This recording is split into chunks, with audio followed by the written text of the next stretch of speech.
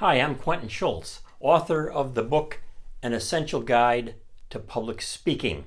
An Essential Guide to Public Speaking, subtitled Serve Your Audience with Faith, Skill, and Virtue. Welcome to this video, the first in my chapter-by-chapter videos summarizing and developing points in the book itself. So today, Chapter 1, Speak to Serve. Speak to serve. We speak to serve an audience. That's the genius behind really good public speaking. It's not about getting what we want, though there may be occasions where we want to persuade others to a particular point of view. It's primarily about understanding our audience and our audience's needs so that we can serve that audience. We can adjust our communication to serve the audience. That is the key. And let me tell you something. This is good for all of life. For all of life. You look at jobs out there. Look at the job descriptions, the position descriptions.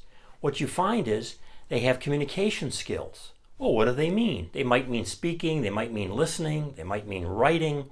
But when it comes down to it, the thing that will give you the most self-confidence and help you the most understand how to communicate well with other people, in all careers, in all lines of work, in our family lives too, public speaking is it. Because with public speaking, we have to back away from it, think about what we're doing, adjust it for the audience, beginning with an understanding of how to serve that audience. Imagine all of our conversations every day in life if we were thinking about the fact that those conversations are about serving other people, not just expressing ourselves, though we want to be able to express ourselves too. This is the genius with servant speaking. So servant speaking is what my book is all about and what these videos are all about. I take it from the biblical idea of one's neighbor, the biblical concept of neighbor. Remember the parable of the Good Samaritan. This poor guy gets beaten and robbed and left along the side of the road. And then a Good Samaritan comes along and helps him. He identifies this person's needs for medical attention, for money to help him with a place to stay, to getting him to safety. He identifies the needs and he serves them. He is a good neighbor.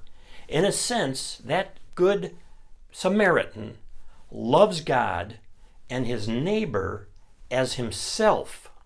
In other words, he treats his neighbor as he would want to be treated.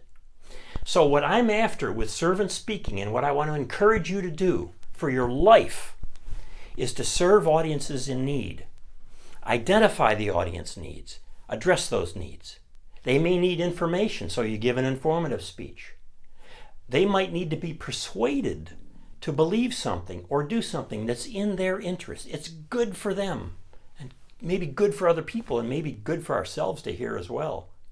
They may need to be delighted, such as at a wedding, with the right kind of toast, the good words designed to set that new couple off in the right direction for their lives. You say a few words and everybody there says, "This is good. This is what this marriage should be all about. It's good for life." That is what servant speaking is all about. I want to invite you into it, an invitation to become a servant speaker, to speak as a kind of calling to serve other people, to serve your audience as your neighbor. It's a good and venerable thing, and it will help you in all of life. Thank you.